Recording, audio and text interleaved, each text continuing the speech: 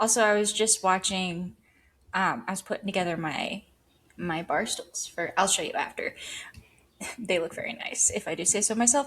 But I was watching the All In about Santino Ferrucci, and at first I was like, "Oh, this isn't like they're trying to sell him as like the villain of Yeah. IndyCar. They're like a lot of other drivers don't like him. A lot of people don't like him." And I was like, "Well, but like that's not true. Right. Like people don't like him like personally." But I'm Right. like, he's not like a dirty racer. Like he races very cleanly. People don't really have besides that one time that he like absolutely murdered Devlin Connor Daly. DeFrancesco's Oh, tire in the and pit lane Connor for no Daly, reason. right? Didn't he do something to Connor Daly? Doesn't he? Probably. And it's like, well, Yeah. those two people aren't even here to talk about it. So Right. done and done. But so they were like trying to frame it that way. And then they, in my personal opinion, I think they should have just left Will Buxton out of this. I don't know if he's in all of them, but I was like, you're actually making this so much worse than it could be. Because when he started talking, when Santino Ferrucci started talking, it was actually like, I was like, oh. I was like, if I didn't know anything about him, like he would Right. be someone to root for in IndyCar because he was talking about like coming up through Formula 2. He was talking about his incident. Wait, He he was he talked about the incident? he talks about it. He takes responsibility. There's another bird, a third bird. He takes responsibility for it. Multiple other people like call him out for it in it, and like it's very much like he was stupid. What he did was wrong. Will Buxton was like, when I first met him, I thought he was arrogant. I thought he was reckless. Like I did not like him.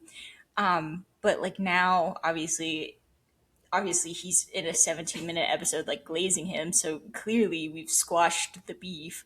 It was Squash the beef. interesting. It was interesting. That is interesting. I never in a million years would have thought that they would have introduced him by talking about the incident because the incident is so niche. Like, if you didn't Right. care enough to find out what Santino did in his Right. formula racing journey, you would probably never know.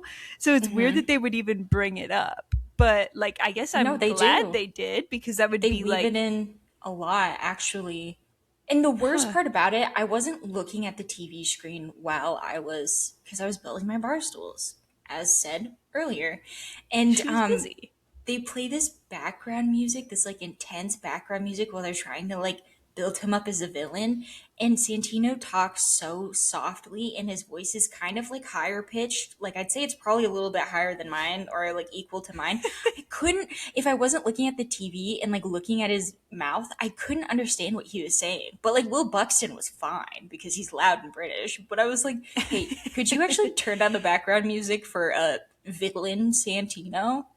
He's got these abrasive British tones that make him real Dude. real easy to pick out. It's not very melodic. And he also used the term yank, like Dude, short for do you Yankee. think Will Buxton plays up the being British like in a like since he's came to IndyCar, sometimes I feel like he plays it up a little bit. Like when he was like, I've never had a Twinkie before. I'm like, you've like lived and worked in the US before this. Like I'm Yeah. almost 100% certain you've Yeah. had a Twinkie before. He's like those guys trying to get clout for like pretending like it's their first time in the US during the World Cup. Oh, They're like, look at how charming this small town is. And it's like, okay. Okay. I Sure, do I think he guess. plays it up, but I did appreciate the commentary this weekend where he was like, 250 years ago, America told my people to shove it. And I was like, okay. 250 years ago, they kicked my ass and I came back for more. I was like, okay, it is funny. Like, they really did, they acknowledged the fact that we have like a British commentator on the 4th of July weekend. And I think they did it very tastefully. Very tastefully indeed. Um, well, okay. Do you have a preference of which racing series we start with this week, since how all three were present? Which one do you think is the most medium interesting? Oh, okay. Starting with medium We're gonna interesting. go Okay. medium, we're gonna go least interesting, then we're gonna go most interesting. Okay. I think we should start with F1 then, because I think that one was medium interesting. Which one do you think I think is the most versus least? I think you're gonna say only because of the papaya of it all that IndyCar was the most interesting. Of And course, that yes. that the NASCAR. NASCAR was least interesting. I will say it was still good though, but we'll get to Still that. good. Yeah, yeah. So it was a fun celebration, I would say, this year in Silverstone. They always put Silverstone over the 4th of July, which I always think It's a hate crime. is fine for them as long as they're willing to take their L's. And I feel like they did take their L's this year. You know what I mean? Like you said, Will Buxton, he was like, they kicked our ass. He took the L. They let Cadillac do a red, white, and blue livery. I think that was, in a way, kind of like, take your L, Great Britain. They let Logan Sargent race there. I think at least once. Not this That was year. them taking their L. As long as each year they take their L in a way. No, not this year. But what did you think about the Cadillac livery? I must say something. I have not liked any of the Cadillac liveries Okay. this season at all. They're just not for me. When I think She American hates it. racing, I think gaudy. I think vibrant colors. I think tacky sponsorships, Mm, I think a giant nicotine mm-hmm, sponsorship on the side. And I think what mm-hmm. they're doing is they're trying to be like, we're the American people, but not you. We're like the rich American people. And so when I see it, it's like that's not my America. Like I'm with Haas, I'm with embezzlement, I'm with tax fraud, I'm with committing Right. felonies. When do you think that we have to give up Haas being the American team, considering they're like fully in bed with Toyota and stuff now? Like, it kind of feels like they're ditching us. Is you know who else is fully in bed with Toyota right now? NASCAR. There. So if you squint, Haas really is a NASCAR team still. You know what I mean? Shout out Cole Custer, baby. Yeah, no, you're right. You're right. I think it's funny that Cadillac, you're right, they do want their cake and they want to eat it too, because like they like on social media do this like America rah rah rah, and then like at the race there is like nothing that you could No. identify as the American team. It's also weird. I'm trying to think of like any other team doing this, but it's weird to make like what did they make Valtteri and um Checo do? There was something that was like I don't know. They had to do some like 4th of July thing where they were like lip syncing to Yeah. some kind of whatever, what have you. And I was like, I can't imagine any other team making their drivers do that. Like they didn't make Carlos do that. Yeah. No. Like I guess it's just a home race. It's not like their Independence Day, for obvious reasons. But I don't know. I think it's interesting. There was a sprint race. It was on the 4th of July. Guess what?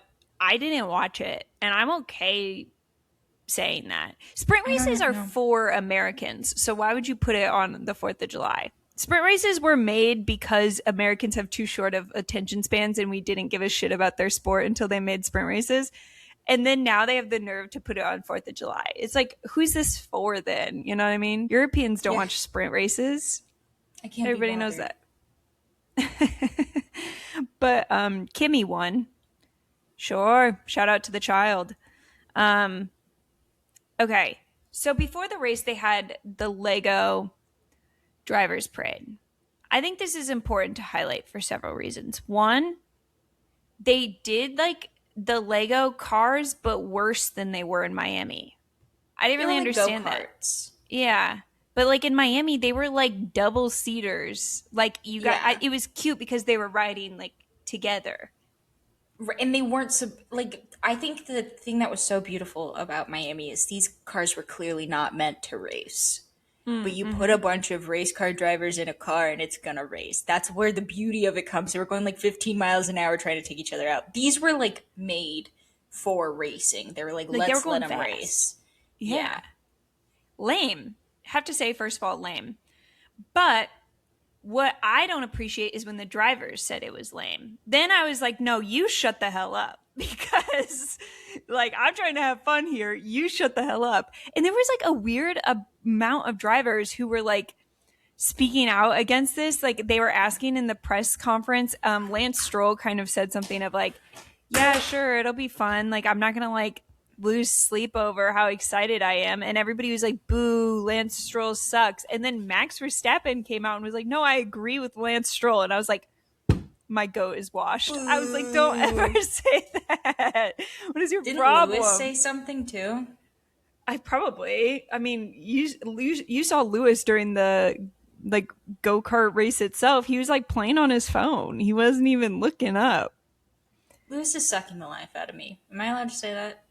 Yeah.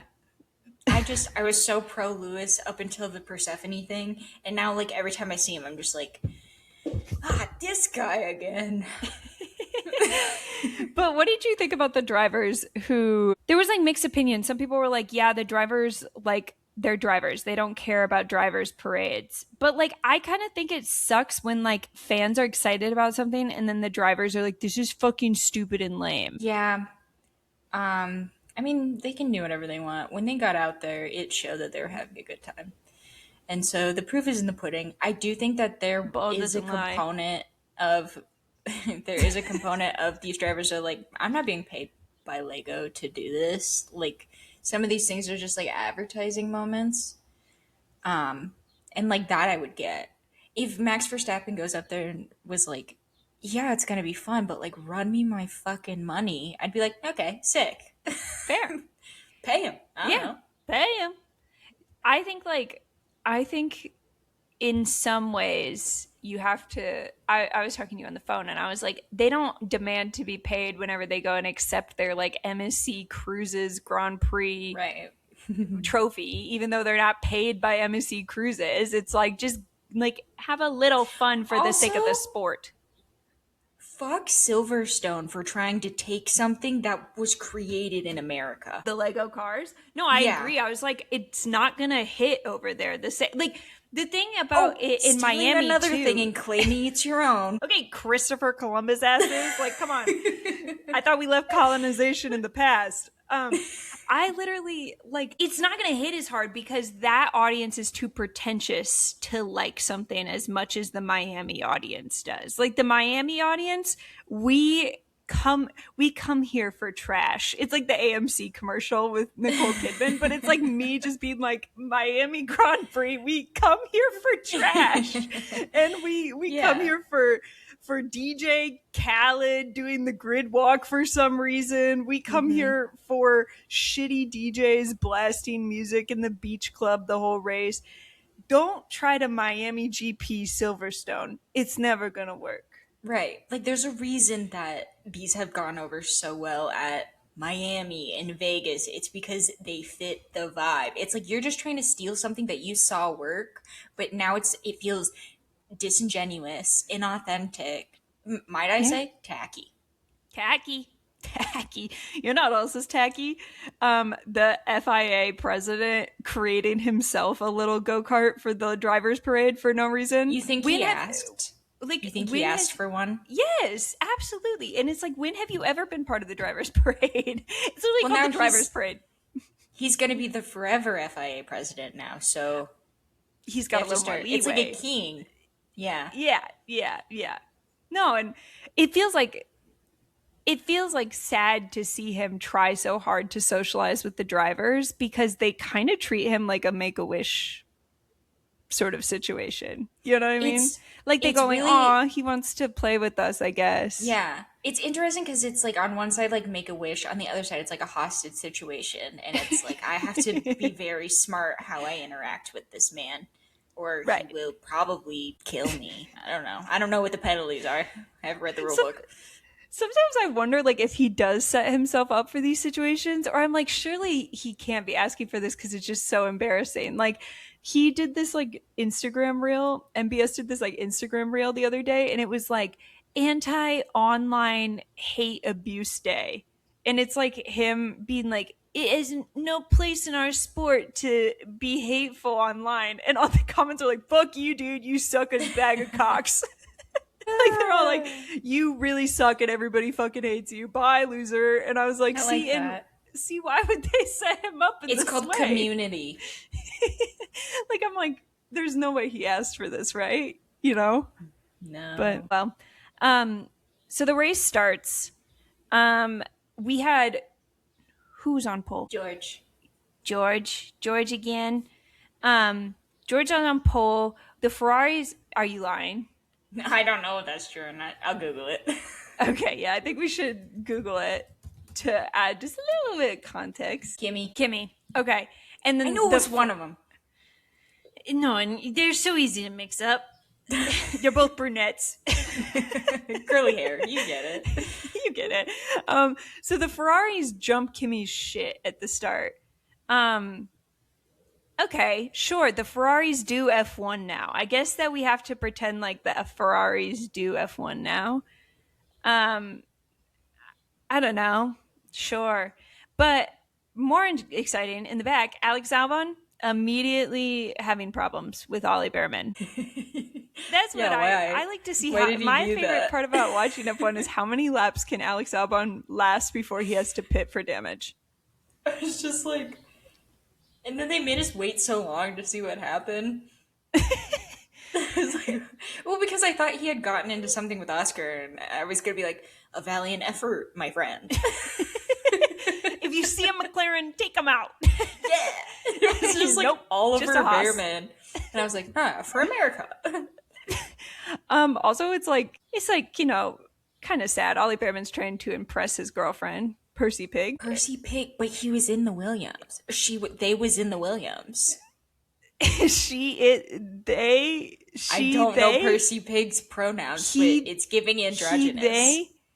He, they, them. She. They, them, she was in the Williams garage. So you're telling me Percy Pig, the delightful gummy pig candy who has a mascot that appears at Silverstone every year that Ollie Behrman has outwardly had a crush on, has left Ollie Behrman for Alex Albon. That's what spurred the on-track issue. I hadn't even considered. Yeah.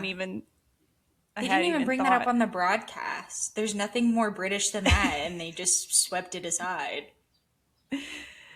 I think that, yeah, they got a bunch of critiques about WAG cam and stuff like that, and they decided, like, best not upset the crowd at Silverstone with the WAG situation between Ollie and Alex. That's interesting. Wow. Makes you think. Speaking of Oscar, you brought him up. Immediately has front wing damage. It's funny, they call up Zach Brown, and I was like, we don't do that on F1 TV. That's a Sky Sports thing. Don't do that on my broadcast, please. And they were like, so, Zach, like, do you know what happened to Oscar? He goes, no. They were like, cool. Glad we called him up for that. I was like, see, and that's why you don't have to call Zach Brown. He doesn't know shit about shit. What do you think he knows? His phone number, dude. He's been working with Scott Dixon all week. He doesn't even know who Oscar Piastri is right now. He's like, I have another redhead. Oscar's not a redhead. I don't know why. But in my brain for a second, I was like, he gives spiritually ginger though. Like I kind of get what you're giving. No, yeah, yeah. Spiritually, he's ginger. I won't elaborate. Yeah, no, Oscar, can I say, like, I'm a big Oscar Piastri fan. If you would have asked me, like, last year, I would have been, like, all in on the Oscar Piastri train. He's, like, in my top 3, right? This man does nothing. Like, I literally, every weekend, I'm just, like, so... Does Oscar Piastri still drive in F1? Like, I genuinely haven't heard a peep from that man. No podiums, no wins, no... I mean... Nothing from that man. McLaren's too busy trying to figure out how to win the Indy 500. They've abandoned Oscar. Well, can I give you some tea about Oscar? Yes. Okay, so the rumor is that he had an exit clause in his contract that he is going to look into using to be out of McLaren by the end of this season. The rumor is that things just haven't been the same since last year. He felt like Lando was being favored after Lando won the world championship. Obviously, a lot of like the team's efforts are towards that, and he apparently is just like open to new opportunities. Similarly, at the same time, Max Verstappen had an exit clause that he is looking to exercise to be out of Red Bull and potentially in a McLaren. Potentially, we could have an Oscar and Max swap. Do you think that It's like Do you? climbing out of a Can I volcano say and then I chucking personally think it would yourself be funny to into the see Max. deepest part of the ocean. Personally, though, I have to say for my own amusement, what I would give to see Lando and Max be teammates. Like, I can't think of a more uncompatible like grouping on the grid. I think they would be fine. I think where the issue's gonna come in is I think Max is gonna strangle Zach Brown. He's gonna say like It's one gonna be like thing, you. and Max is gonna look at Lando and he's gonna be like, "Are you fucking serious?" And that's He's it. like he just says this shit all the time. He's gonna be like, we have to kill him, right? Like you and me Dude, together, we have to bury the body. Max is gonna be like, "I read your book, pretty fucked up. I have some ideas." Maybe though Max like did read his book and he goes, yeah, I like the part where he said they should leave their families and just work all the time. I really resonated with that. I really like. You know what? I think it'll be fine. I think he'll be fine. Oh god. I have to say though, Oscar, as somebody who is spiritually ginger, I do think it would be good for you to move to a team that's no longer orange. Like I just don't really ever feel like that color has been his color. You know? There's something about Oscar where I don't feel like any color is his color. Wait, video idea. We go and get Oscar Korean color tested. We get his colors done. Dude, I did that once with Lance Stroll when I like first started making content for no reason. I was like, which of these colors? And like people were engaging with it. I put it on my stories. I was like, now do we think he's a winter? It was really good. Can we do that on the Laps Down stories? Just like pick Yeah, random sure. drivers. Yeah, just do a poll of No what colors context. these are. It's literally it's the picture of the driver, the little colors around them, and Yeah. it just the poll says winter, summer, spring, fall. Yeah, no, I'd like to do that. Please. Thank you. Okay, yeah, we can make that Yeah. happen. Okay, cool. We could just do Oscar if that's best. Like maybe just to clear things up Yeah, with that's Oscar fine. specifically. Yeah, okay. Yeah. So Lewis gets a penalty pretty early on for jumping the start. They like showed the replay and they go, I mean, he hardly jumped the start. And I was like, that's the British bias they're talking about. Okay, either he did it or he did not. Okay, the robots have spoken. They said he jumped the start. Okay, you said here, Persephone, nowhere to be found. She can't save you now, Lewis. The robots have turned on you. Jump the star, idiot. The robots have turned on you, and they are now claiming you jumped the start. And what are you going to do about it? Fool. I love Lewis. Apparently, also, I wouldn't be a good podcaster if I didn't tell you he did apparently break up with Kim Kardashian. They allegedly unfollowed each other on Instagram. Don't care. The fact that Nope. he did it in the first place gives me the ick. That's why he sucks now again. There was just like Oh, that 2-week period where he was like kind of killing the it, and they were like, girlfriend thing. yeah. What are See, you women playing really with? do carry. I have an axolotl squishy. You got a I Nido? just have a cube. Yeah. I like yours more though. Wow. Okay, don't do that to his face. That's disturbing. Sorry. For the audio sorry. listeners, we're playing with fidget toys. This is your iPad baby podcast. Thanks for tuning in. And thanks for tuning in. What happened here with Lewis and his power? You added it to the doc. Yeah, let me read it for a second and figure out where I was at that time.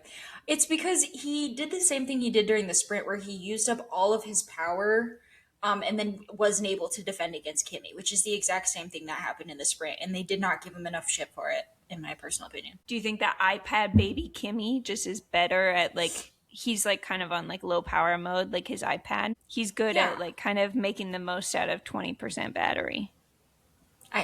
No, I absolutely do. Yeah. I think this is really just starting to show the generational divide. Soon F1's going to be all iPad babies and they're going to be really fucking good at F1. Did you know, can I give you a fun fact? Please. Did you know if you're charging your phone and you have it on low power mode, it charges way slower? Why is that? I don't know, but if you take it off low power mode, it charges faster. Interesting. Apple, comment down below why that is. Mr. Apple, can you tell us why, Steve though? Jobs, Let us clock know. in. Okay. Umbrella on track. They said we have a bit of weather, and I go, what? You guys said no rain. No, just an umbrella. So how? Okay, talk me through what you would do if you were at a racetrack. You had an umbrella in your hand. It flew out of your hand and caused a virtual safety car. How embarrassed would you be, and how would you respond? I would, I think, you know how they talk about like women like lifting cars off of their babies because like in that moment they have so much adrenaline. I think what would happen is my body would kick in, it would know what it needed to do, and I would just explode. They go, where'd the umbrella come from? And they'd be like, I swear I saw that girl over there. Oh, I don't know. She must have left. She must have disappeared. Why are they allowed to bring in umbrellas? I've never been to a racetrack where you can bring in an umbrella. I think it's because we have like a mass shooting problem. We're not allowed to bring anything. Oh, and umbrella guns are so famous. I think that Like that the is a Kingsman. thing. I think that's a thing. Umbrella guns. Right? That's why we can't bring them in, is because of guns. So we get everything taken away. Why can't you bring umbrella? I 100% think it's a viewing Oh, thing. it says venues ban them because they block the view of others and the sharp metal tips can poke people. Right. So why are they don't block the view in Britain? British? In the British? The British can see through umbrellas? They probably stole that too. That's a great question, MJ. Thank you so much for bringing it up. Your like notes are cracking me up. It says Russell and Hamilton battle for fourth, and they're trying to make me believe it's absolutely epic. You weren't Yeah, buying that's it? a quote. That's a quote that they said. They were battling for That it was. fourth.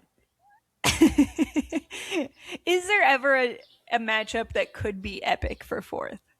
I think like Lance Stroll versus Fernando Alonso for fourth would be pretty epic. I uh, if there's a race winning two race winning cars battling for fourth, I don't give a fuck. I don't give a fuck. It's like, how'd you guys get back there in the first place? That's a great question. That's a great question. Well, Russell did have a puncture on his rear tire.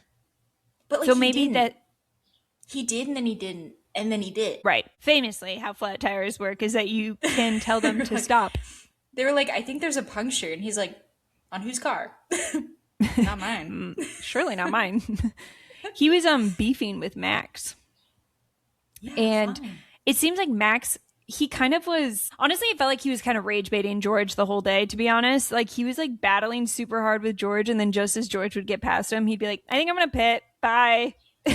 It was good. It was really, really good. He was like, wow, that's a masterful rage bait. Like just the sort of thing that would piss a George Russell off. Mm-hmm. Um, I missed what happened to Hulkenberg. Is he that random yellow flag? I feel like I looked away for 2 seconds. There was a yellow flag. Poor Yeah, he Hulkenberg. parked. Who does he drive I for should again? Audi. When his car goes down, he goes Audi. When you're not when your belly button's not an innie, it's an Audi. Speaking of Audi, I saw the Lego Audi car in Aldi today. You saw an Audi in Aldi? The in Aldi, there was an Audi Lego car. Innie? Nope. I didn't know there was an Audi Logano car. Hey, Well, it's what an if we Audi moved on? exclusive. You're right. What if we moved on? So poor Kimmy, his car breaks, and then they make him come in through the pit lane, and they go, I'm just kidding. We don't actually know it's broken. And he's like, so why the fuck am I in here? And they're like, that's a great question. I'm sorry. You can go back out. And then as soon as he goes back out, they're like, oh, we figured it out. And then they made him come back down again. But it was the front wheel, the like wheel cover shield thing broke. But honestly, Kimmy, I just think that it's all scripted to make it so we can have an interesting championship battle. Don't let it get you down too much. I think that all these reliability concerns and damages and stuff, they're all scripted because the Formula One overlords decided that you were getting too good at F1 and that the championship battle was dying too early in the season. So they decided to start fucking with your car. Don't worry, they did the same thing to Oscar Piastri last year. It's actually called old-fashioned rigging. So don't let it get you down. Do you have any words of encouragement for the young lad? Go to college. Go to college. That's good. That's good. I heard it's like Update your basically CV. I heard it's basically free in Europe, so you're good. Um, and then, okay, Max Verstappen eats shit for like the second weekend in a row. They're like, Same issue. yeah, they're like, Max Verstappen is eating shit again into the wall. I think it's interesting that it's only happening on Max's car, not whoever the fuck the second Red Bull driver is, Isaac. I forgot for a Nikita. second. Oh, But do you think that they're actually covering for him and he's actually washed, but they're claiming it's a car issue? I'm starting a conspiracy theory. I think that's interesting. I heard on Podium Pop. I was listening to Podium Pop yesterday. I only got to the F1 portion though, so I'll go back and listen. Um, Gracie was talking about how there's like a weird situation happening because GP is leaving next year for McLaren, which I forgot was happening. I did forget. I forgot that was happening. And so he can't start his like gardening leave. I was gonna say his laundering leave, his gardening leave. His money 'Cause laundering leave. It's a really I was important thinking, part of F1. I was thinking more like household chores, like gardening, laundering, and dishwashing leave. Um, until they like release him, and they thought it was going to be potentially like at the end of the season, but then they're like, no, that gives you too much of an advantage. But there is stuff that they're not telling. This is according to Gracie from Podium Pop, who got it from a different source, but I don't care about that. She's my source. She's my source. She's my true north. They aren't telling GP things because he's going to be leaving for McLaren. And so he has no way to tell Max these things. So there's this conspiracy that Max is suffering because of this lack of communication to GP, thus to Max. If you're interested. No, that is an interesting theory because I also forgot that GP was going to McLaren. But when you too. add that in the context of the rumors that he is looking to go to McLaren, do you think that he loves GP so deeply that he would deal with Zach Brown just to be with GP? The way that people talk about it makes me believe yes, but I don't. A I've never love that asked him. knows no bounds. He would even wear papaya for that man. There Truly has to be an beautiful. F1 romance that's like that. Yeah, Like there has to specifically be. that situation. Yeah, write it if there isn't one already. If you guys could write one, thank you. Um, Kimmy gets a 5-second penalty for track limits. For a while there, they seemed to not be wanting to tell him that he got a 5-second penalty. And then I feel like, did finally break it to him, and he was really upset about it. And you put in here that he said, quote, "I didn't do it on purpose." He was like, the car, I can't drive the car. And I was like, Kimmy, you get track limits like every single weekend. Yeah, a love that knows no bounds. He's not bounded by the white lines on either side of the track. Kimmy does not respect your track boundaries at all. Track limits. A love that knows no bounds. That's beautiful, MJ. I'm working on the GP Max Verstappen inspired Yeah. heated rivalry, right. Heated teammatery. So obviously the Max Verstappen crash happened pretty late into the race, and they didn't get their shit together. It ended up ending under safety car, and the entire F1 community erupted into anger over this. They were saying that people should be refunded because the race was such a joke, and like they couldn't even get like a true racing finish. People were crying, saying, what if there was some way where we could just like stop the lap count and start back over and do like a 1 or a 2 lap shootout so that we never end under safety car. This is a time where I think it's important to say you people have to be watching NASCAR. We're losing we're losing ancient text. Like, what do you mean? What if there was a way we could do this? There is a You way. It's called guys, overtime. it's so crazy to watch this in real time. Like, you guys don't know what you're asking for. Like, I've seen it. I've seen what you're asking for, and you're gonna be pissed about it. Just like take your Charles Leclerc win, no matter how it comes, and just be happy about it because you don't know the pain and the suffering of your driver leading all the way up until an overtime finish and then shit just absolutely hitting the fan. Okay. So take Right. your Charles Leclerc win. Everybody was so happy for that. They said it was like his first win since like 2024 or something crazy Yeah, like that. no, that I was like, makes bro, sense. what? I was like, What have you been doing? bro, what have you been up to, Charles? I didn't Ferrari? know it We're was that like, bad. for where are ye? No, that was good, MJ. That was good. Thanks. So Charles wins. He did make a funny noise on the radio. Do you want to recreate it? No, I forgot it.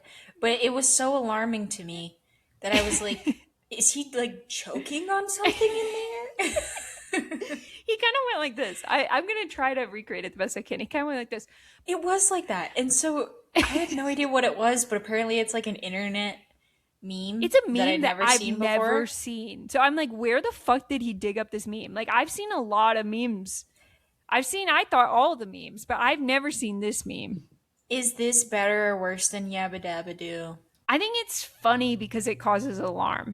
I thought he was choking. You know how they talk about, like, I don't remember who it was. Was it Liam Lawson who got the water tube stuck up his nose? Oh my God. I was like, he's He's just being drowning. waterboarded. Charles Leclerc is winning while simultaneously being waterboarded. Waterboarded. Likely thing for him to do. Yeah. I think it's better than Yabba Dabba Doo. If he does it again, then it's dead. Because you have to remember the first time I heard Yabba Dabba Doo, I thought it was the greatest thing I've ever heard. Right. I Like the think first time they did the everything is Lego funny race. once. Yes, Yeah. everything is funny once. George gets second place, and Hamilton gets third. So 2 British folk on the podium. George Russell probably happy with that. He's had a rough go at it at Silverstone the last couple First years, podium. so he'll probably take a podium. What did you think about Hamilton? Cringe. You Weirdo. put in the notes. He's still weird about AI. So you're really not going to forgive him anytime soon for the Persephone stuff. No. No. Yeah, that's a no. It's not in the cards for me. So do you have any thoughts about F1 other than what we've covered? Have I brought up my conspiracy theory about they always put DC on the broadcast team when it's going to be a boring race? No, talk about it. I have a conspiracy theory that they always put DC on the commentary team when it's going to be a boring race, and so far it's been correct. It's been holding up, yeah. It has been holding up. Where do we go next? Next, we go to Belgium. So it's not this weekend, but next we go to Spa. I think Spa is a beautiful track. I don't know. I think it's like interesting enough. I mean, sometimes it rains. I think that's interesting. You're not buying it. Okay. Can they even erase these electric vehicles in the rain anymore? In the rain, aren't they going to short out or electrocute the drivers? When did this become Formula E? Wait, I have another piece of something to give you here. Okay. Fernando Alonso won the Lego race. I saw that. And I saw that people were saying it's because he can deal with the vibrations. Yeah, I thought that was funny. He deserves it. Okay, quickly. Who do you think will win in Spa? What are my options? Just the 22 that are on the grid right now.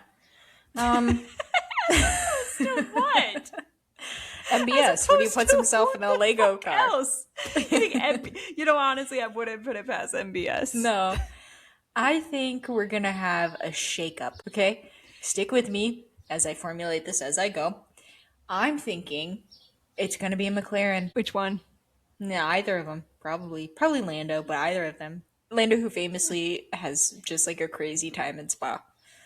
Yeah. No. Okay. That's Fair my enough. prediction. I think it's going to be Ollie Behrman. Nothing further. Will not elaborate. Kyle Collette. Kyle Collette, congratulations, you're winning Spa. Can I also just say the little birdies outside your window, they Can you sound hear him? fake. They sound No, fake. there's I think it's a mom and then her two lovers. But she just Whoa. sits like she's just like right out there. She's not even by the bird feeder that's on the window. She's just out there, just chilling, just chirping. That's your friend now. Yeah, I love her dearly. I'm so afraid of her though, so I never go out on my balcony. Do you want to name her? Who's someone who's really yappy? I'll call her Kimmy. Kimmy. Cutie. Cutie Yeah, little patootie Kimmy. Kimmy. That's so cute. She's adorable. Okay. All right.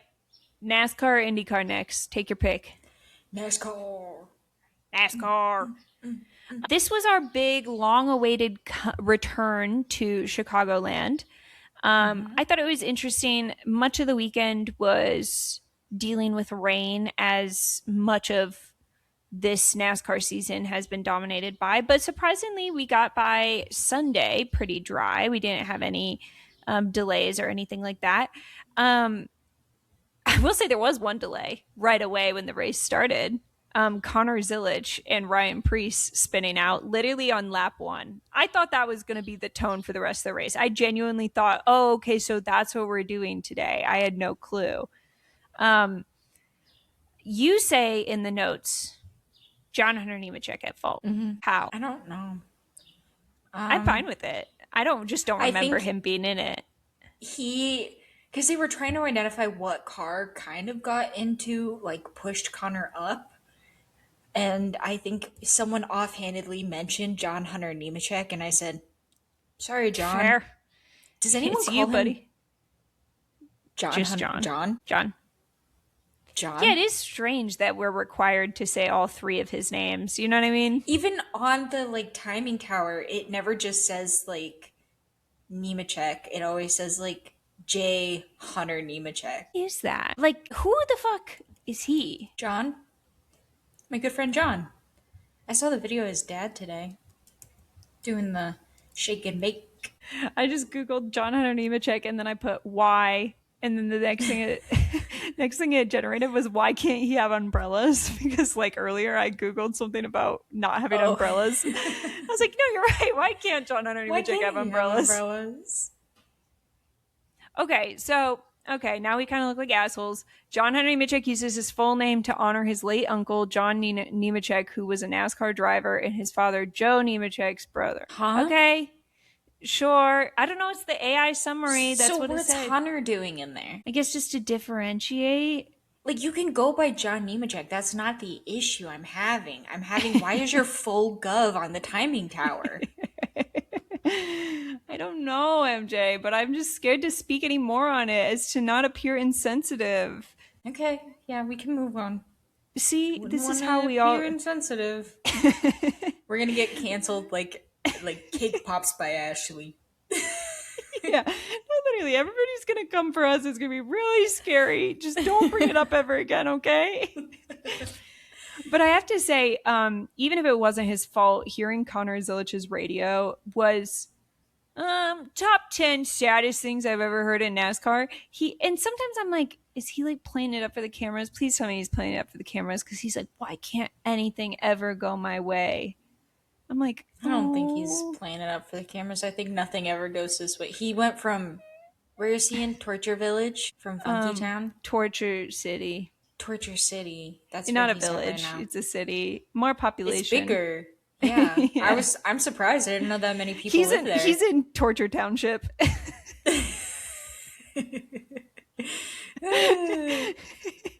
You guys ever, just want to have a gathering at Torture Township? Torture Township? Meet me at the cul-de-sac. Do you think that this is like too much, maybe a little bit for him?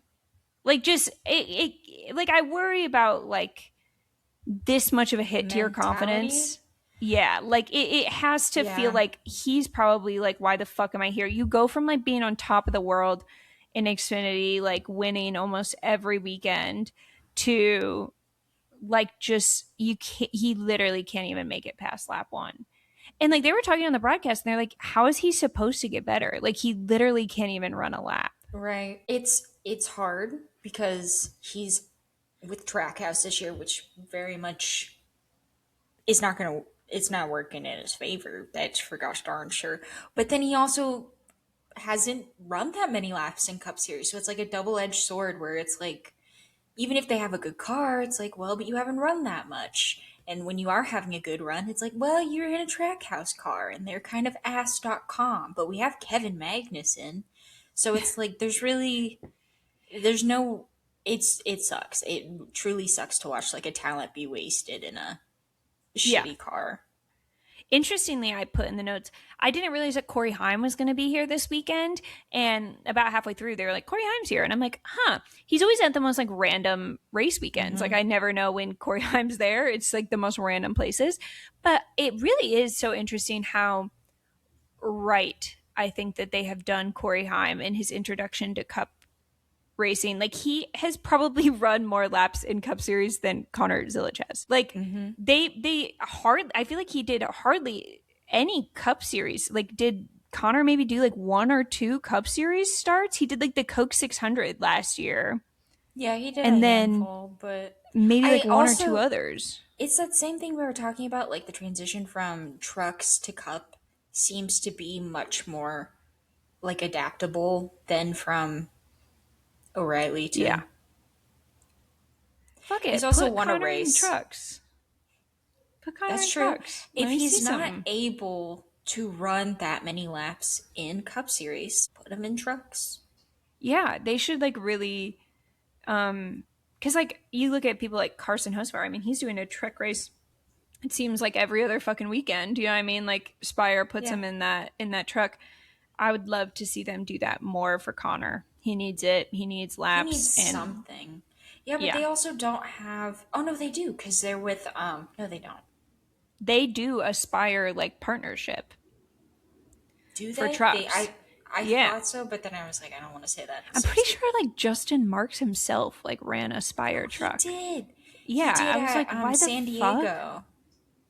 Yeah, I didn't know he could do that. Yeah. I didn't know he was a race car driver. I thought he was just the guy who always Hmm. tells us who's going to be in the Project 91 car. Who do you think is like makes more excuses for their team being ass, Justin Marks or James Vowles?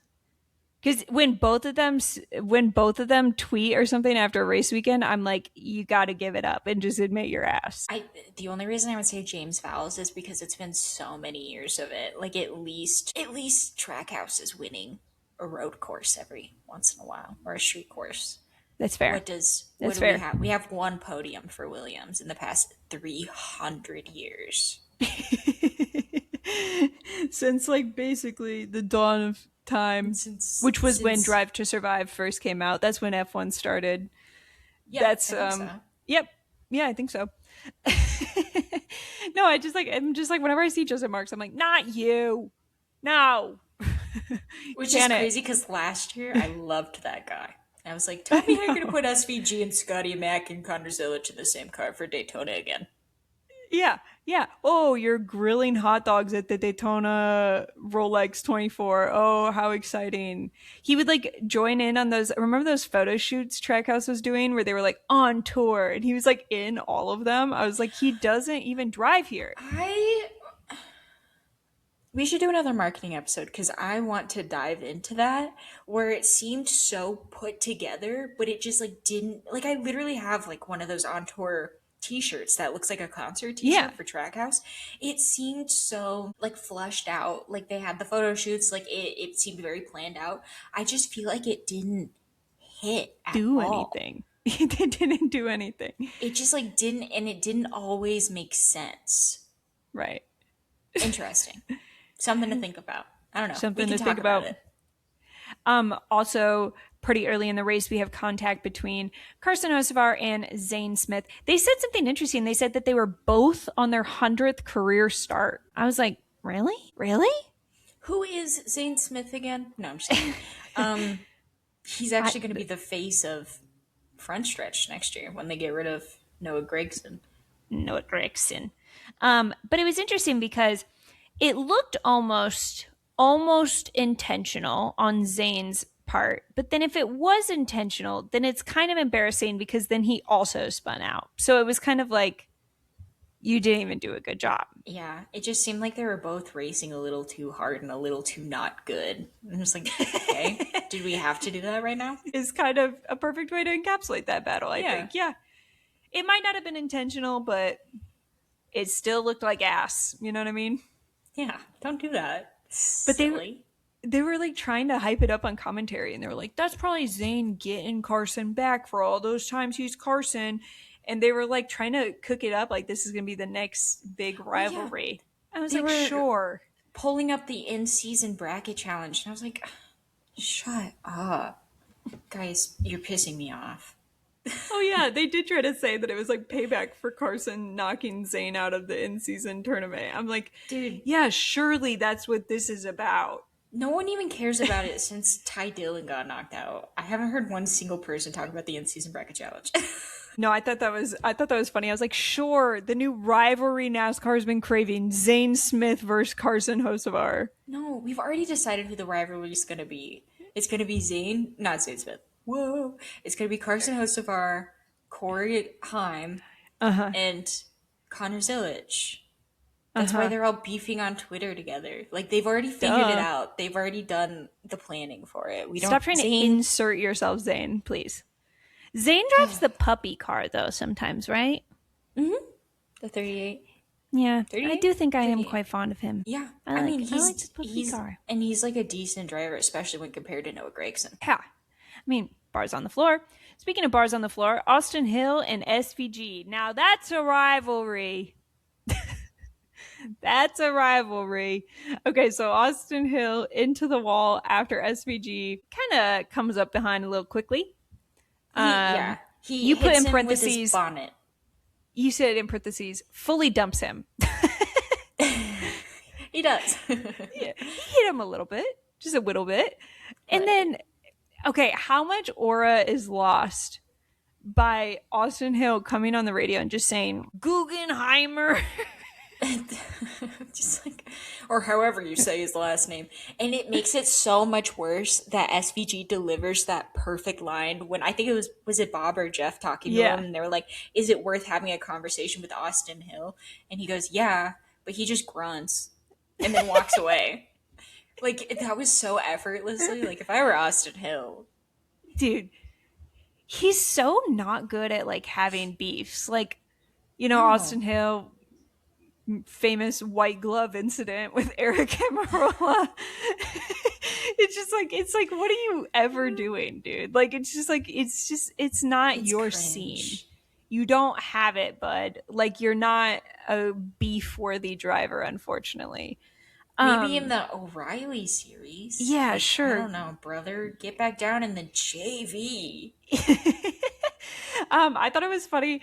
Dale was like in the post show talking about this, and he goes, "Them's two big boys." I mean, He was they talking- are. He was talking about them fighting, and he goes, "Them's two big boys."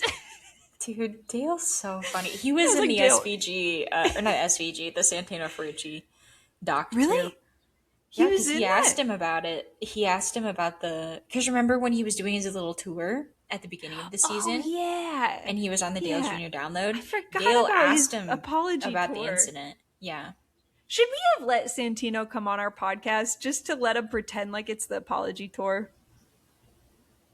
Yeah, if he It would've comes been on here funny. and apologizes, I'd be down to have him on. We'd have to like PR. We'd have to read the apology first to be like, We did read does the he mean it? apology. Unfortunately, I'm Italian American. Oh god, Yeah, he's what not a coming on this podcast. What a missed opportunity! I want to have him on the apology tour so badly, but I also want to make fun of him. It just sucks I can't do both. You know? That's a great way. Think of how many people would forgive him if he came on this podcast and allowed us a platform. Yeah. We should do like a Love Island style movie night.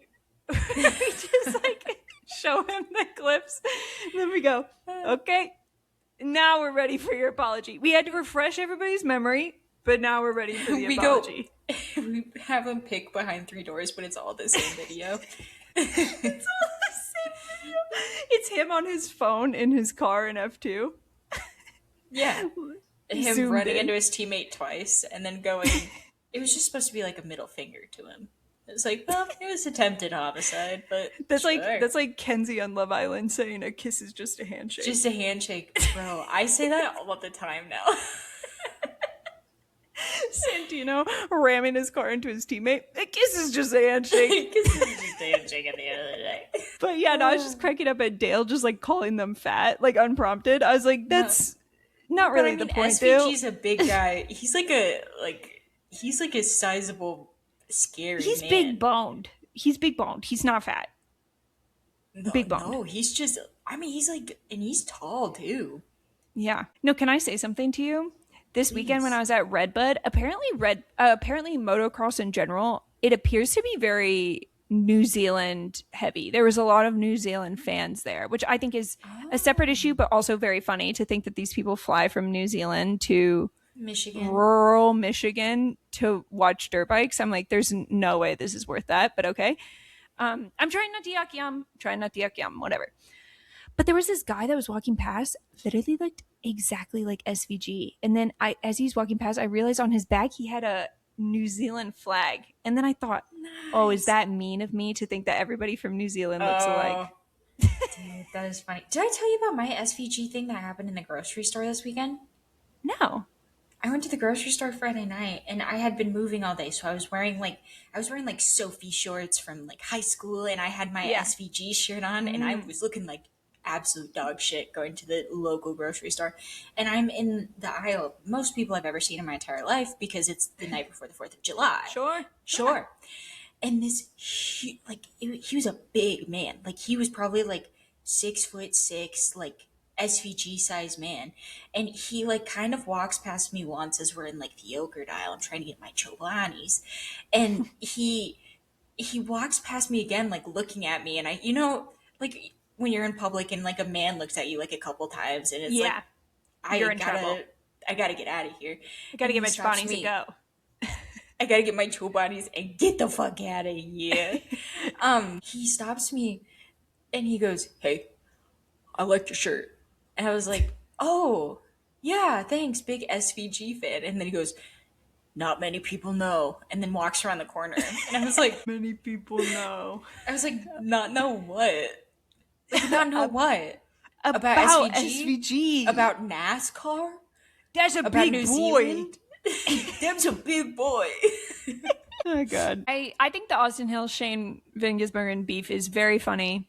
I think it should continue. I think it's quite funny. Apparently, though, the rumor is on the street that Austin Hill will just be probably the 33 next year as well. Forever. And there's no like conversation of who is taking that seat. I think that's extremely disappointing. And if I were to speak to Richard Childers Racing, I would have a lot of things to cover in that conversation, but one of them would be you could find somebody else, surely. It's crazy they fumbled Jesse Love for Austin Hill. Right. But go off, Queen. Go off, Queen, I guess. He would hate that we called him Queen. Who, Richard? Richard. Dick Childress. Go off, Queen. I'm not Queen, I'm blue collar. King, excuse me. King of the Hill. Respect my freaking gender pronouns, whatever the hells. The King. Blue collar. Todd Gilliland gets ruthlessly smashed in pit lane by Christopher Bell, who's lashing out once again for not having a win. Christopher Bell's getting out of control, and I think we need to ban him from the sport. Ban him. Ban him, ban him, ban him, ban him. It's important to take a strong stance against all violence against Todd Gilliland, okay? We will not stand for it. Crazy. They go, Todd's backwards. And I was like, okay, talk about it. Who did it? And it's like 100%, it's 100% Todd's fault. And I'm still like, Christopher. Show me the perpetrator. Christopher Bell, I think, is going insane because he cannot win a race. Okay. He is watching everyone else talk about how amazing the Yeah. Toyotas are, and he cannot win a race. He's had such a hard time this season. I was gonna before spoiler alert, Chase Briscoe wins this race. I was like, well, at least he has a buddy, you know, in the Yeah. Nope. dumps. It's like, Nope. nope. Didn't we? We also had a Ty Gibbs win this year. Mm-hmm. Like, it's literally everyone but you. Like, And that's he's got a spooky broken scary. hand too. He's having a hard time. He's Poor having guy. a hard time. Do you ever get those commercials during the race, like Christopher Bell Mobile One commercial? And it's like some grandma voice or something going, Christopher Bell. And that's like the commercial starts with that. And it's like home video clips of Christopher Bell like racing like dirt tracks and stuff like that. And Aw. it's like he's like, I don't know if it's actually his grandma. They probably like AI generated a grandma voice or something. Who knows? They're like, Christopher Bell. Oh Lord, what you started. It's super weird, but whenever it cuts to commercial, I always go, whenever I hear Christopher Bell, I'm like, oh, time for a potty break. I've been like Pavlov trained into going potty every time I hear that. That's funny. Oh, God. William Byron wins stage one. Also somebody who's kind of washed. William Byron. Hendrick is washed, besides Washed. that one guy who won that one time, Chase. Oh. It's like, okay. Whatever that means. Speaking of washed and Hendrick, Larson spun all by himself. 15 laps into stage two. He was doing good. They were saying he's going to end this losing streak soon. And then he spun. And he got stuck in the grass. And then they had to tow him out of the grass. It just, the whole thing was a mess. What? Nothing. I'm not allowed to say anything about Kyle Larson anymore. I mean, I'm not silencing you. One random commenter might be, but you know. A very consistent commenter. I mean, like, are we surprised? They did say something interesting in the commentary that I wanted your take on. They go, this is what the fans want to see. And I go, yes, you're correct. Kyle Larson spinning, that's correct. They go, I liked that. no. They go, the fans want to see how hard it is to drive these cars. Here you have one of the best drivers in the world who can hardly do it. And I'm like, I don't know. It seems like everyone else seems to be doing like I was relatively gonna say Riley fine. Herbst is in the top 10. I guess I don't really. Your argument is flimsy at best. But I thought that was interesting. Do you think the fans want to see the drivers spinning out because it's just so hard? Yeah, I think that's their favorite part about this car is Yeah, the how fans have difficult really it is to spoken up drive. and said they love how hard these cars are to drive and how the racing performance is affected by that. I think that's a funny way to, whenever my favorite driver spins out from now on, I go, this is what the fans want to see. Yes. When Stingray Rob is in the back having his moments, I go, and that just proves how hard these cars are to drive. Best drivers in the world, Kyle Larson. Oh, God. You brought up Riley Herbst. You have another conspiracy theory that involves Riley Herbst. Something's happening. Something's happening with Riley Herbst and my good friend Nolan Siegel. And since they've been released of the shackles of being employed, they've been popping off. Which makes me think maybe capitalism, first of all, isn't the way to go. But second of all, maybe the pressure was the issue. I think it's like, I mean, when I do a final interview for a job and I haven't put my 2-week notice in, but I know I'm about to quit and start a new job, I'm working in a way you've never seen me work before. I'm volunteering to do projects that I will never do because I'll be long gone before they're started. I'm cheerful. I'm hitting all the marks. I'm just a dream to work with, really. And I wonder if that's something that we're seeing here too. You know what I mean? Like they have something else lined up. They're not too worried about it. No, they want to be missed also. Yes. Yeah, they're going to have like a wonderful cake at their goodbye party. Everybody's going to miss them real bad. And they have bigger and better things on the horizon. They're not worried about it. Mm-mm. Do you think that, I think that that's actually interesting. We always talk about who people would be fans of. If you're a fan of this driver, you should be a fan of this driver. I think that Nolan Siegel girlies would really love Riley Herbst in a way. It depends what you love Nolan Siegel for. I think like kind of like his scrawny boyish charm and his sad feelings I about don't being know if unemployed. Riley has that. I've never seen him like emote before. Besides his like Zin smiles with Noah Gregson. Zen smiles. I'm missing this. That's spooky. I didn't know that was happening. Spooky? That's spooky. Okay, MJ says it's a no go. If you're a fan of Nolan Siegel, we'll find somebody else for you. We'll Sorry. we'll figure it out. We'll workshop it. Tyler Reddick's car explodes It throws with up. liquid. It threw up. It threw up. It did look like throw up color too. Yeah, I I was was like, like, I that's didn't even actually know it really could do nasty. that. Spooky. And they were like, yeah, they're probably gonna have to fix that, huh? I was like, yeah. Yeah. Yeah, Hmm. probably. But it causes a big old ruckus. There's oil everywhere. They gotta clean it up. They take him back to the garage. They're doing like this is like a thing that every broadcast partner other than Fox does, I feel like, is they have cameras like in the garages and they show his like car being worked on. Girl, it's stressing me the fuck out. It looks like a scene from The Pit, okay? They're like, quick, give me an IV. like running around. Like I was like, this is really stressful. I was like, I think he's done for the day, guys. Like, no need to bring him back out.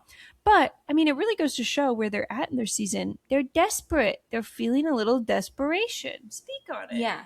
It is starting to, I said last weekend that I wouldn't be concerned if I were Tyler Reddick, unless this happens again for a second weekend in a row, and then it happened again for a second weekend in a row, and now I'm starting to get concerned. Right. Because there's a It's kind lot of of spooky. races. It's like at the beginning of the season when we saw him win like so many in a row, it's like, oh well, this is how the whole season's gonna go. But once you realize how many goddamn races there are, it's Yeah. like, oh, you really can still. Nobody's comfortable. Right. And it seems like it's like for him, it's either he wins it all or he DNFs. And that's not No in good between. for this this new chase format that rewards consistency. It's not good for that. No.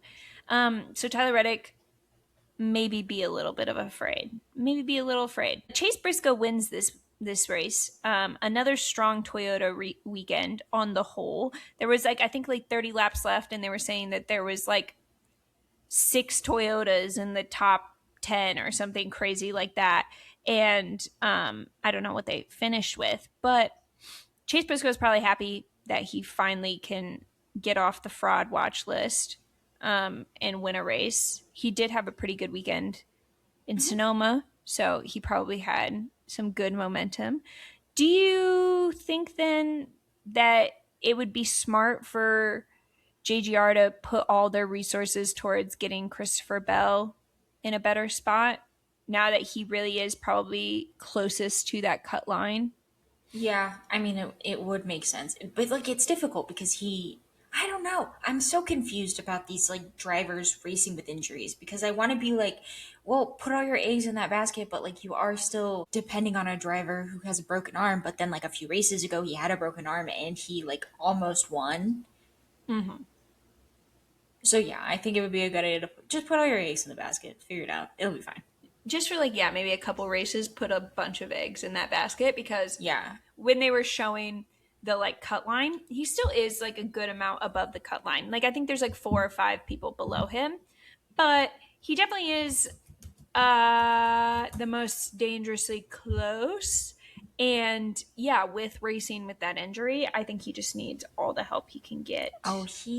I mean, he's in 10th right now. But who's below him? Daniel Suarez, William Byron, Bubba Wallace, SVG, Austin Cindric, and Eric Jones. If I was him, I would be a little worried about Daniel Suarez. I would be a little worried. Who is the person after Daniel Suarez? William Byron. I think Bubba Wallace too. I think that those. I think But Bubba I could. mean, Bubba Wallace is like 30 points below him. Mm, okay, fair enough. Maybe Byron. Byron seemed to have a little Maybe bit of Byron. momentum. I would say earlier in the season, Daniel was cooking with something, but I think these tracks just aren't really favoring Spire right now. Yeah, Okay, stay. You know what? Stay nervous. stay nervous. I think that Daniel Suarez could cook something up. He I think seems like so the too. exact type of driver that would sneak in at the end of Plus, we're the going to chase. Atlanta. We still have Yeah. Kansas, but I think that's actually in the chase, so maybe not. Yeah. Yeah. Just be Okay, Daniel. nervous. I'm nervous. That's good. Chicagoland. Do you think it was all that everyone hoped it would be? I think from what it sounds like, I wasn't there, but Delaney and Gabby were boots on the ground. And it sounded like the race went over well as far as like the viewership. They enjoyed the race. It just seemed like everything else, like every other factor that I saw coming out of that race, I was like, it would simply not be worth it. Like they had to park in the grass, and then it Yeah. rained. So I saw like there were a couple of brothers who were going around and pushing cars out of the Mud. mud. That's not worth it if you're paying to go to a sporting event. Like the Yeah. facilities were outdated. Even some components of like the track wasn't Yeah. great. They had to like put a caution out at some point to fix like part of pit lane Yeah. that had like a Yeah. giant pothole in it. So it's like, but it was, I believe it was sold out. Correct. It like So it's like, randomly everybody bought tickets after our episode last week. Everybody heard and they were like, well, and you Andrea said said, I I had to gotta go. go. I'm within 5 hours. So it seems like the fans really, really want this to work. So I wouldn't be shocked if like they continue to go back. However, I think it's one of those things where if they continue, like if the fans continue to want something that they're just never going to receive, like their expectations are never going to be met, I think we could easily have the same situation we did previously with Chicagoland. Yeah, I think it's an interesting case study in, race fans are always calling for what used to exist. Oh, I wish we still had this track. I wish we still went to this track. I wish this, whatever. Like we see this in IndyCar and NASCAR a lot. A lot of like nostalgia for old tracks or old schedules. And for the most part, if the viewership was good TV wise and they sold out, then I would expect it to be back next year.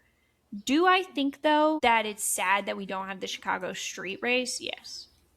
It sounds like Chicago's coming back next year, the street race. Yeah, So that's then it's like, important. do we even need Chicagoland? I say no.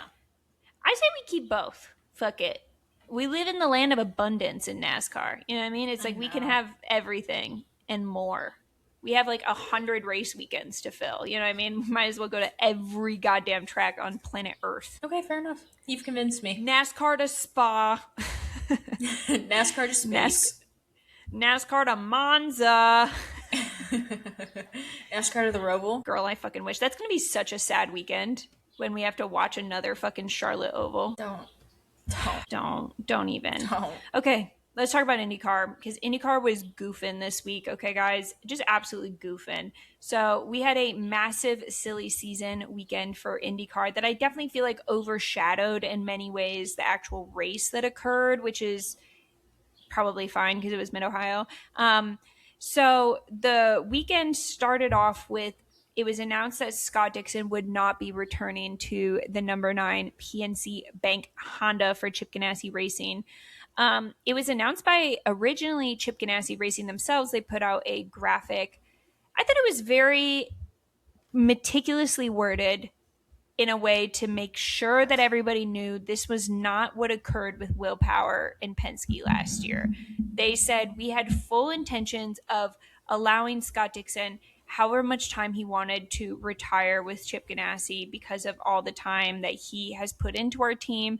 And he is deciding on his own fruition to go to another team. But they didn't announce at this time what that team was. What did you think about just that initial shock of Scott Dixon's out at Chip Ganassi? I mean, the initial shock I had was weeks ago. So it's Right. like it's been so long, I don't even remember. We were already talking about, and I feel like this is an error on a blunder on the broadcast part. They were already basically confirming Scott Dixon was out at Chip Ganassi weeks ago, and then they Right. were basically confirming this last weekend that he was going to Aaron McLaren. So it's just like when the news actually hit, it was just like, okay, I've already kind of decided that was true based on how much you guys were telling me that was true. Yeah, so they announced later on the Arrow McLaren lineup was going to be Scott Dixon, Felix Rosenquist, and Pato. And then plus, like randomly, they were like, and Ryan Hunter-Reay will be back, by the Yeah, way. And I was Ryan like, Hunter Ray's like, because okay. you could probably fit me in the graphic if you scooch them over a little bit. Honestly, it's easier to do like four because it's like more of It like a makes sense. grid style. You know what I Yeah, it mean? just makes more sense. But I wanted to second what you just thought. I was extremely, as a, we like, we sometimes like go and get to be like media at the track, but I would not say that we are like insiders by any means. Like, we don't like go out of our way to like know everybody's business in the paddock. Like, when we're at the track, we like to, be in the know, but when we're not at the track, that is what it is. I felt a little robbed of getting to experience the true shock of this because it was microdosed to me through literally Will Buxton and the broadcast team for weeks. And I think that this is actually a disservice to IndyCar. If you want your big announcement to be a big announcement, you have to keep that shit on lock. You have to, or else it just like kills everything. They yesterday were trying to say like Scott Dixon going to Arrow McLaren is just as big of a deal as Lewis Hamilton going to Ferrari or whatever. But it just didn't feel that way because we already knew it was happening. Yeah, the component of Lewis going to Ferrari was there was like some surprise there because there was a lot of like a lack of confirmation. But when you have the commentator all weekend talking about how it sounds like this is going to happen, it's like, well, I'm not stupid. I know you're not going to say that if it's like probably not already signed and the Right. ink is dry. So I do. It sucks because I think that would have been a really sick reveal if they could have kept it a little secret. Right. Or No, like I not even secret because like obviously speculation is like a huge thing in motorsport. So I'm like a lot of people would have speculated and been correct, but like unconfirmed by right. like official broadcast channels.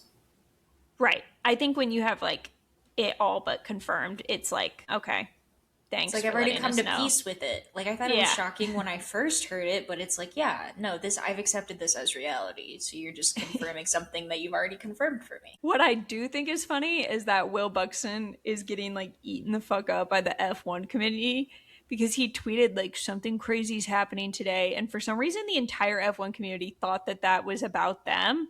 And they were like, Max Verstappen is retiring. And then when like the news was like Scott Dixon's going to Arrow, they all were like, fuck Will Buxton, he's betrayed us. Like, how dare he? And I was like, well, no, he like does like work here, I Yeah, think. he doesn't So really work with you guys anymore in that capacity. Like he's that yeah. was on you for being goofed in that way. Like, I'm not, I actually am on his side with that. But Yeah. yeah, I think that was a major blunder. What is also interesting, they also, like, as a side announcement, they announced that Marcus Armstrong is continuing with MSR, but in the number 60. So, like, taking Felix's car. I. I think that that's interesting because then it confirms he's not going to CGR, which I think is um it's pretty early to announce that. I personally like feel like there could have been a little bit more I there. I think the reason that they probably tried to lock him down as fast as possible was to maybe get rid of maybe some of that temptation of going to a different team. But I think the moment that CGR realized that Christian Lundgaard wasn't going to be signed again, I Yeah. think the door might have maybe not closed on Marcus Armstrong, but it definitely wasn't as ajar. It sucks because in many ways I feel like obviously Christian Lundgaard is the strongest driver on the driver market even before Marcus Armstrong was officially re-signed. Whatever.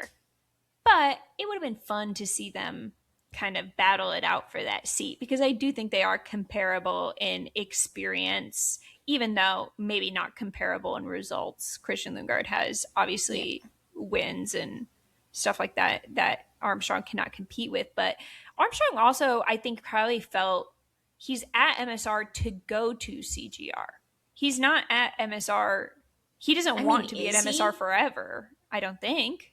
I mean, if you can win the Indy 500 at MSR, you're Yeah. not going to beat Alex Palou for the season championship, and he's basically he reaps the benefits of CGR by being at MSR. So it's like Maybe it be doesn't the bother him top that driver much. there. I don't I think he's set up pretty good at CGR right now for a few more seasons, multi-year, so I guess two. Whatever the fuck that means. God, but and then like reevaluate after that. Okay, that's a fair way to look at it. The Lundgaard of it all is interesting. Before they announced the Arrow McLaren new lineup, people were obviously asking Christian, the rumor is you're out at Arrow, like what is going on? And he kind of said like, I don't know anything. And then they were like, well, are you talking to other teams to like get yourself a spot in case you are out at Arrow McLaren? And he kind of said, I'm not Not allowed allowed to. to. I'm not allowed to. And a lot of people obviously were like, well, that's fucking bullshit. Like, Zach Brown, if you're going to like kick your driver to the curb, like, why do you have it that they can't even talk to other teams? Like, that's not fair, blah, blah, blah. And then, like, the next day, they like reported, like, he's allowed to talk to teams now, okay? Stop Yeah. fucking yelling at us. And I wonder if Christian Lundgaard, he seems like a very smart fella. I wouldn't doubt that he used those words very intentionally to bring some public awareness to his situation and let teams know that he is I'm not available. available. But he just can't say it You know himself. what they say? A kiss is like a handshake. Call me. Kisses like a handshake. But I think I would be surprised if it wasn't Christian Lundgaard to CGR. I would be surprised by that because that seems like the most logical choice. Yeah. I think if they're going to go with somebody who's already on the grid, it would make sense to take him. I think that they Who's could. already on the grid? Are we picking somebody else? I mean, why not? It's one of the best seats in IndyCar. I wouldn't be surprised if we have at least some interest from other series, drivers from other Yuki series. Tsunoda, Dude, Yuki Tsunoda, Yuki Tsunoda. they're a Honda, are they not? They are. What do you want from me? But I think this is it's dumb to be dropped like this. Obviously, Aaron McLaren has said, Tony Kanaan has said now in two separate interviews that I watched, which is a lot of Tony Kanaan interviews for me, that all they give a fuck about at Aaron McLaren is the Indy 500. They give a fuck about the Indy 500. They brought Felix Rosenquist on just because he's friends with Pato and they think it's going to make a fun environment. Something else he said. And they brought Scott Dixon on to because he's won the Indy 500, but then to help with the new Dallara chassis, the new car in 2028. Okay, whatever. So like I wouldn't take it super personally, Christian being dumped because like the logic there, it's like you don't look like you're gonna win the Indy 500, They're especially in an playing Aero McLaren stupid. right now. They're playing stupid games. Let them win stupid prizes. I mean, like if that's like if you want to go, I hate that they're going in all in on the Indy 500. I get it. I understand it. I acknowledge it. Oops, sorry, I kicked my desk. But it's just like there's a whole series out there. Do you have to put all of your drivers all in for the Indy 500? You can't just have two drivers all in for the Indy 500, whatever, what have you. I think that having Christian go to the number 9 is going to exponentially help his oval chances. right. I think he's going to be a problem for them.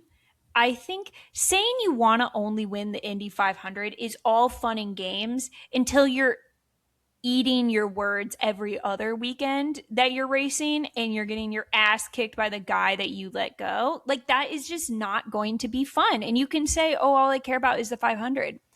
But it's really hard to put all your eggs in that basket. Like, a lot of people would like to win the 500, but it is one weekend of the year that everything has to go perfect. That's out of your control in many ways.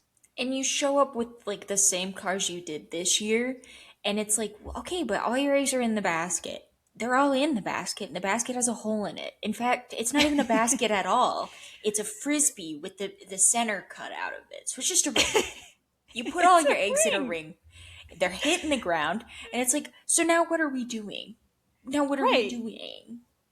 Also, if I was Pato, it's tough because it's like I think that Pato was believed to be their best chance to win the Indy 500. Does this not kind of feel like a loss in confidence in some way in him? The way that TK was making it sound was all of these were moves to build him up specifically.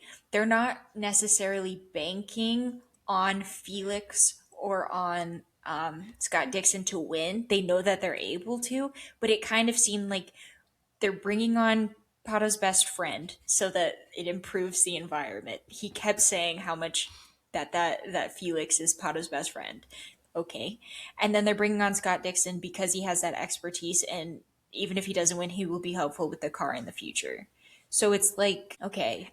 The more they say, the more they're either shitting on Pato or shitting on Felix and Scott Dixon. Because it's like, okay, so Felix is actually an Indy 500 winner. He's not like Pato's pet, right? So like you can't bring him That on as was like an really emotional, weird. like you Yeah. can't bring him on as like an emotional support animal for your favorite driver. That's like weird. But then it's like on the other way around, it's like, okay, so you're hiring somebody who can win a 500 because Pato hasn't. Either way, you're being like kind of your logic, like when you talk yourself in circles this much, TK, it starts to just sound ridiculous. You start to sound kind of crazy. In the interviews, he's very much on like the defense. He Right. goes through all of the did you watched them, I right? watch clips, yeah. Yeah. He like goes through all of the drivers that he's had to let go, and he's like, everyone's like, why does TK keep letting these guys go? And he like would name off the issues that each of the drivers had or whatever, what have you. So it seems like he even says, David Land asks him, because Tony mentions that he's been in the position where he's been performing and still been dropped. And so David Land was like, okay, well, I had to ask him, so why are you doing that to Christian? And then TK was kind of like, it was something along the lines of like, did I make a mistake? Maybe, but I think I'm sure. And so it's like, Right, because the whole story about him, he posted on Twitter saying like I was dropped and then look how successful I was afterwards. And I'm like, right. So then that's Christian Lundgaard that's being super successful after he was dropped by you. So you don't want that, Tony. Actually, that's bad for you. that's not helpful to you. I don't. It's just I'll have to see how it plays out. I'll have to see Right. how I it mean, plays out. I'm kind But of it's egg on like, my face about the David Malukas thing. So maybe and you know what? I'm happy to admit when I yeah. don't know shit and I'm wrong. But But right now, it sure feels like wrong. I will say, I do remember us, and this was so many years ago that I don't even think we could find it. When Christian Lundgaard was brought on to challenge Pato, we said that this is how it was going to end, is that he was going to challenge him, and then it wasn't going to work out for him. I just always thought that, like, you have to keep the guy who's winning, even if it's uncomfy for Pato. No. Why are we The not answer is interviewing no. Pato? Can we get an interview with Pato, please? David Land, are you listening? Call him up, or somebody call him up. I need a sit down tell all with Pato, Well, because do you need an emotion? Why are they babying you? They're making you sound like you need an emotional support, Felix, and I don't think you do. I think you're a grown man who could win the 500 on your own. yeah. Someone did point out that during the post race interviews, even though they got spoiler alert, they got a McLaren one too. Neither of the drivers mentioned the other driver. And see if it's messy too. I want that in the interview too, David. Get it, David. Get that please. David, get that in the interview too, okay? Fuck. I don't know. I think the whole thing is messy, messy, messy. I think that the way it was handled was less than ideal. But let's move on to some more interesting news. The real big news of the weekend. Louis Foster going to do a truck start at Lime Rock. Like what? What? And then nobody talked. He didn't even talk about it. I don't think. No. I literally was like, "Does he know he's doing it?" Because Does he know where Lime Rock is? Like he didn't even like repost it or nothing. I literally was like, "Does he know he's going to Lime Rock? Help!" You just like tag him in the comments. This you? But I posted this on Twitter. I didn't even know that was an option. Like No. I didn't even Where's consider. huh? Okay. I mean, I'm down. I'm interested to see. Yeah, no, I'm down as well. I think that's really fun. Lime Rock is kind of fun too. I like watching the It truck is race at fun. Lime Rock. Yeah, Yeah. it was a good race last year. Last year? 2 years Corey ago? Corey How many Haim years kind ago? of whooped. Make sure Corey Haim's not going to be there, okay? Because he kind of kills the fun sometimes No, Heim time. Louis time. by whooping ass. No Haim Is time, it me? please. Oh, No Haim time, please. are you back? Yeah, it's you. Edit. Are you back now? Hello. Hello? Was that me? I can hear you Can you see me? a little bit. Yeah. Yeah. Wah, wah. Um. So qualifying, we had Alex Pillow not on pole. Thank God. That was scary. That was really scary. But they were like kind of like asking him. They were like, "That was crazy how you're not on pole, huh?" And Alex Pillow's like, "I'm not like 28th. Like I'm like fine, guys." Like he's like, I'm like Ooh. literally like Jack Harvey like talked to him during the pre-race. He's like, "Are you so scared to be like in 6th or whatever?" And he's like, "No, like I'm fine back here. Like I'm not scared." But you put that you have a conspiracy theory that you want to Yeah, share? he did it on purpose because he wasn't able to convert from pole, and so he's like, Mm-hmm. "Fine, let me try something." It didn't work, but it was interesting. Turns out winning the race from 6th or whatever is kind of hard. Hey, What can I say? Arrow McLaren had the front row lockout though. Christian Lundgaard was on pole, and Pato was in 2nd, mm-hmm. and that was interesting, setting us up for something spicy, especially in the context of all of the silly season news. Also, Chevy penalties. Sure, what the hell? They said this time it was not for the valve issue; it was scheduled. Whatever, Whatever. Me when I lie. whatever. Just vote. I know Just I'm gonna be vote. out. I think it'd be funny to give Alex Pillow a Chevy penalty just to see if he could win with that. You know what I mean? Just give him a Chevy penalty. Just the Yeah. penalty. Yeah. They're like, he didn't change his engine or nothing. We just think it'd even things out a little. Chevy penalty. That's funny. You got a Chevy penalty. He's like, what the fuck? um, Scott Dixon. Okay, race time. Scott Dixon had a bad qualifying. What do you Yeah, think about that? that happens sometimes in the car. He's out there trying his He was best. you put me on to his bullying. Him and Roman Grosjean were having it out. Sean, and they were like, "Why is he doing that?" He did And it twice in a row. Roman Grosjean was like, "I'm gonna flip and flip out. Why is he doing this?" They kept playing like radio snippets of Roman Grosjean, and he's like almost in tears. And then like it's like radio silence from Scott Dixon, and then Yeah. afterwards they were like, "Why'd you do that?" And he's like, it was really hard out there qualifying, guys."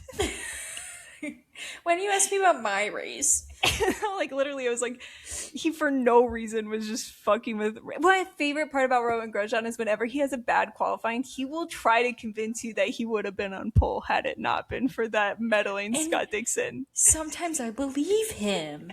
No, I never do. He's so dramatic. He always goes, "The best I can do is the best I can do." You know what I mean? Like I'm trying out here, and I'm like, why is he crying? Dude, he He's brings Mateo something Point. amazing to this sport, and I'm sick of pretending he doesn't. Sick of it. But yeah, Dixon pits on lap 8. Not a good time to pit usually. What was his deal? What was going on with him? I don't know. I Do you think don't know. the pressures get into him from He getting was signed to Arrow McLaren? he was nervous. He's like, "Can I Yeah. come in for a second? Are you guys mad at me? You guys mad at me for leaving? It feels like you guys are kind of mad at me. Here, shake my hand. It's just like a kiss." Yeah, no, Scott Dixon was just having like a stinker, big old stinker. But I think that that's actually very on brand in motorsports. Whenever you make like a big career move, you have to immediately bin it or something like Yeah, that, just to kind of like throw people off your scent. Charlie with Yeah, his extension, and then Chuck he Leclerc. sends him to the wall. Chuck. Yeah. um, there is some new nicknames that they were kind of throwing out during the race that I wanted to kind of run past you. First of all, they have called Louis Foster Louis Armstrong every weekend. That's just like, and every time they go, ha ha ha, that's so silly. And I'm like, but then stop doing it. Like, what do we have to do to Is make it, it stop? are we like accidentally saying? Yeah, So, how often are you talking about Louis Armstrong? it is constantly talking about Louis Armstrong. Constantly. He also did like a little trumpet impression. He went, and I go, no, I know who Louis Armstrong is. The point is, we're talking about Louis Foster, Will. God, yeah, Louis Armstrong in the trucks race next weekend. Big if true. But then they also were throwing around Brazilian Bullet for No. Kaio. Nope. No, Bad. probably not. No, no, no, no, no, no, no, no, no. You caught this. I did not catch this. You kept telling me to listen. You kept telling me, listen out for when he says this, and I never heard this, but I believe you. He like stumbles over his words and he's trying to say Dennis Hauger, but he accidentally calls him dinner. Dinner Hauger. Oh, that's dinner. It's better than the Norwegian nightmare. That's dinner. That's my good dinner. friend dinner. This is Cow Colette, or as we call him, lunch. And that's Louis Armstrong. Dinner's actually funny though. We can keep It's dinner. so funny. It hit me It's really so funny. hard when I was listening. I can picture you cracking up to that. You're totally cracking up. I was dying. Yeah. I have to say, this race was very boring for much of the duration of it.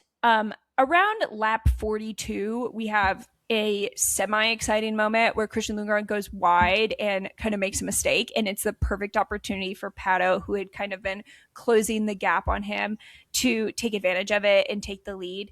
And that was basically it. That was the race. Like, I was like, okay. And so they were like, maybe Lundgaard could catch back up with him. And they were like, he can't. No. Yeah, probably not. He probably can't. What did you think about this ceremonious moment in the Arrow McLaren timeline? That the 1-2 or the Scott Dixon thing? That like Christian Lundgaard getting passed by Pato. Maybe it's Pato's finally showing him who's boss. Yeah, maybe. Maybe. Or as James Hinchcliffe, he said on the broadcast, he goes, "No papaya rules here." That's good. That is really good. That is really good. James, let's keep it in F1. I think, unfortunately, it was a bit of a snoozer. Am I wrong in saying that, or did you feel like it wasn't? I think it by far wasn't like the worst race I've ever seen, but it felt like we were doing the thing where we were just looking at the two people in the lead for most of the time, Right. just being And like, they're closing the gap. But maybe that's a problem on the broadcast, not the race itself. Maybe there was like overtakes and stuff happening that we were just not being perfect. Yeah, we shown. didn't see anything of Marcus Armstrong, who is apparently the biggest mover. Dude, okay, that picture of his biggest mover awards is like genuinely like one of the craziest pictures, because every single person in the comments is like, he doesn't look like that. It's like uncanny valley. I'm like, is this AI? But I'm like, no, it's not. It's just like his eyes are just different. like completely brown for some reason.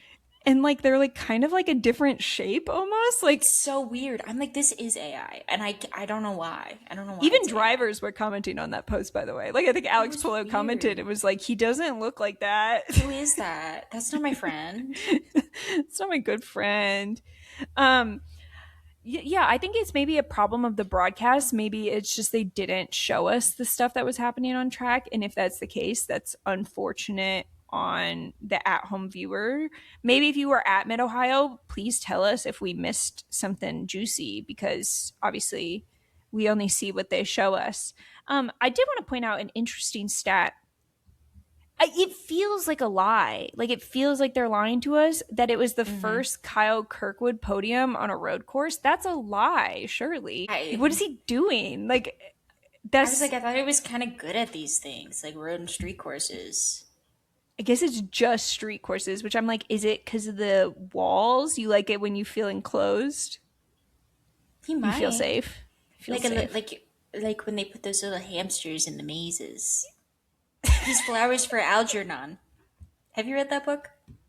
No, but I'm just crying at Kyle Kirkwood just being dropped in a maze, and that's why he's so good at street He's courses. really good at he's like, it. get me out of here. He's like, I'm gonna find that fucking cheese, dude. I guess that wouldn't be a hamster, it'd be a rat. You drop that motherfucker in Long Beach, and he's like, I'm gonna find the finish line. I'm gonna find it. Watch me do it again. And again, and again, and again, and again.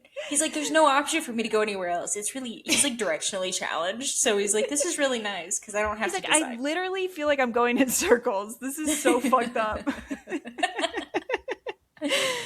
I don't know. I felt like it was a lie, but if it's online, it must be real. So yeah, they wouldn't lie to us. They wouldn't lie to us. So our next IndyCar race that we have, I believe, is Nashville. So fun fact, I will be at Nashville. Just for the race though. My mother-in-law is celebrating her 60th birthday, and she was like, let's go to Nashville. And I looked at the dates and I was like, we should go to Nashville. No reason. So I will be there just for the race. If you see me, feel free to say hi. I will try to bring laps down stickers and maybe even coasters if we're feeling spicy. Not coasters, koozies. These ones. Nice. But I'm excited for Nashville. I need a good oval. There's an oval. For the audio listeners, she's doing kind of a strange shoulder thing. Have you seen? Was it Bulgaria that beat the U.S. last night in soccer? Belgium. Did I say Bulgaria? Sorry. No, same difference. I didn't watch. But they were doing the little Trump YMCA dance all night. Yeah. I think that's funny. We should reclaim that. Kimmy's back. Hi, girl. Kimmy, by the way, if you guys need a callback, it's actually what we named the bird earlier this episode. She's cute. She's a cutie patootie. So our next episode will be just NASCAR Atlanta. No F1, no IndyCar. I know. Is there... Sad. I love Atlanta, dude. She does fuck heavy with Atlanta. I don't know if you're interested. But there is supercars this weekend. Maybe you know what? Maybe I'll clock back into that just for a short shift. You know what I mean? Yeah, that could be fun. Yeah, fuck it. Seems like we've been missing out on a lot of fun, to be quite honest. I've been really getting some FOMO. I know I've been talking about supercars a lot on the podcast and how much I've been not watching it, but it's because I have severe FOMO. It feels like everybody's kind of having a good time. I know, and it's so weird seeing everybody's bald. Brock with a full beard, and then Will is bald. Every time I see him, I'm like, what's going on? He stole his hair and put it on his face. He stole his hair and put it on his face. Oh god. Well, I guess we will catch you guys next week. Also, be sure to follow us on social media, TikTok, Instagram, because I was kind of tossing around an idea with MJ, and I'm going to kind of put her on the spot with it right now while we're recording. Maybe we should do a giveaway soon. Oh, we did talk about that. Oh my god, I was like, what did we talk about? Yeah, I think that could be fun. Another hat. We have a lapstone hat. I like your hair like that. That's cute. Oh, thank you, Queen. Thank you, Queen. We have this beautiful lapstone hat that I ordered an extra on last time we did pre-orders. I just thought it'd be fun to give it away to somebody to celebrate 500 subbies on YouTube. So be sure to subscribe to us on YouTube and keep an eye on our social media for a giveaway that we might put together. And also, of course, to vote on what color season Oscar Piastri is. That will also be on Instagram, so you won't want to miss that. No, that's important. Go vote. Go vote. Make your voice heard. Democracy is important. Alrighty. Well, catch you guys next week. Bye.